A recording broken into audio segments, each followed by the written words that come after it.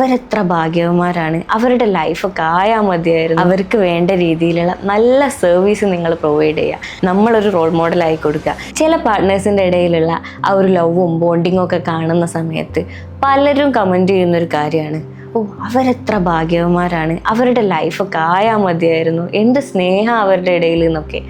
ശരിക്കും നമ്മുടെ റിലേഷൻഷിപ്പിലും അവരെ പോലെ ആവാൻ വേണ്ടിയിട്ട് നമുക്ക് ശരിക്കും ഒരു 4 ടിപ്പ് ഫോളോ ചെയ്താൽ മാത്രം മതി.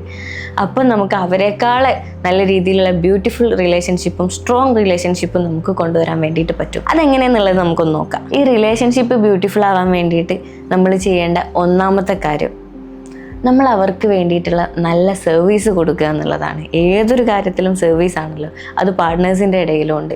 അതായത് നമ്മുടെ പാർട്ട്നേഴ്സിന് ഇഷ്ടപ്പെടുന്ന ഒരുപാട് കാര്യങ്ങളുണ്ടാവും, അങ്ങോട്ടും ഇങ്ങോട്ടും അവരുടെ ഇഷ്ടങ്ങൾ അറിഞ്ഞിട്ട് അവർക്ക് വേണ്ട രീതിയിലുള്ള നല്ല സർവീസ് നിങ്ങൾ പ്രൊവൈഡ് ചെയ്യുക.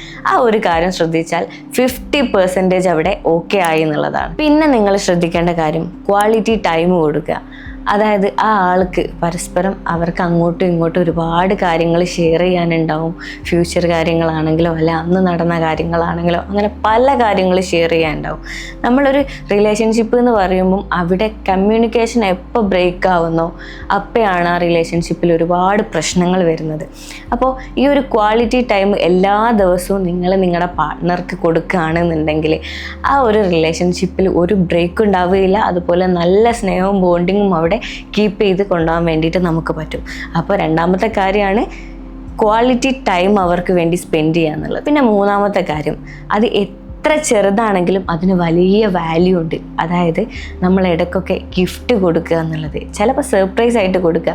ബർത്ത്ഡേ വരും, ആനിവേഴ്സറി വരും, അല്ലാതെ നമുക്ക് എപ്പോഴെങ്കിലും അവരോടൊരു ഇഷ്ടം കൂടുന്ന സമയത്ത് സർപ്രൈസ് ആയിട്ട് അവർക്ക് ഇഷ്ടപ്പെടുന്ന എന്താണെങ്കിലും, അതിപ്പോൾ ഒരു ചോക്ലേറ്റ് ആയിക്കോട്ടെ, അത് നിങ്ങൾ സർപ്രൈസ് ആയിട്ട് ഗിഫ്റ്റായിട്ട് കൊടുക്കുക എന്നുള്ളതാണ്.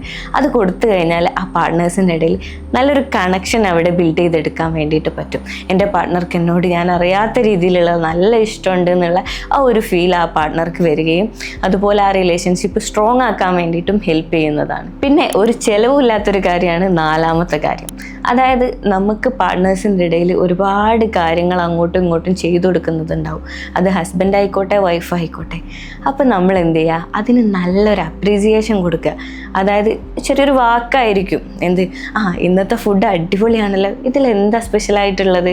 അതുപോലെ ഹസ്ബൻഡ് എന്തെങ്കിലും കൊണ്ടു തന്നാൽ അല്ലെങ്കിൽ എന്തെങ്കിലും ചെയ്തു തന്നാൽ ഇതെനിക്ക് ഭയങ്കര ഇഷ്ടമായി, ഞാൻ തീരെ എക്സ്പെക്റ്റ് ചെയ്തിട്ടുണ്ടായിരുന്നില്ല, ഞാൻ ഒരുപാട് ഹാപ്പിയായി എന്നൊക്കെ പറഞ്ഞിട്ട് ഒരു കോംപ്ലിമെൻ്ററി ആയിട്ട് നിങ്ങളൊരു ഇടയ്ക്കിടയ്ക്കുള്ള ആ ഒരു വാക്ക്, ആ വേർഡ്സ് എന്ന് പറഞ്ഞാൽ അത്രയും വാല്യൂ ഉള്ള സംഭവമാണ്. അത് ഇടയ്ക്കിടയ്ക്ക് പാർട്ട്നേഴ്സിൻ്റെ ഇടയിൽ കൊണ്ടുവരിക. ഇതൊക്കെ നിങ്ങൾ ചെയ്ത് കഴിഞ്ഞാൽ അടിപൊളിയായിട്ട് നമുക്ക് ആ ഒരു റിലേഷൻഷിപ്പ് കീപ്പ് ചെയ്യാൻ പറ്റും. അതുമാത്രമല്ല, നമ്മൾ മറ്റുള്ളവരെ കുറിച്ച് പറയുന്നുണ്ടല്ലോ, അവരെത്ര ഹാപ്പിയാണെന്ന്. അവരെ പറയുന്നതിന് പകരം നമ്മളെക്കുറിച്ച് മറ്റുള്ളവർ പറയട്ടെ, അവരുടെ റിലേഷൻഷിപ്പ് എത്ര ബ്യൂട്ടിഫുൾ ആണ്, നമുക്കും അതുപോലെ ഒന്ന് ആവണമെന്ന് പലരും ചിന്തിക്കട്ടെ. നമ്മളൊരു റോൾ മോഡലായി കൊടുക്കുക. ഈ 4 ടിപ്സ് ഇനിയെങ്കിലും നിങ്ങൾ ഫോളോ ചെയ്യുക. അപ്പോൾ കൂടുതൽ വീഡിയോസിനായി എൻ്റെ യൂട്യൂബ് ചാനൽ ഇപ്പം തന്നെ സബ്സ്ക്രൈബ് ചെയ്യുക. താങ്ക്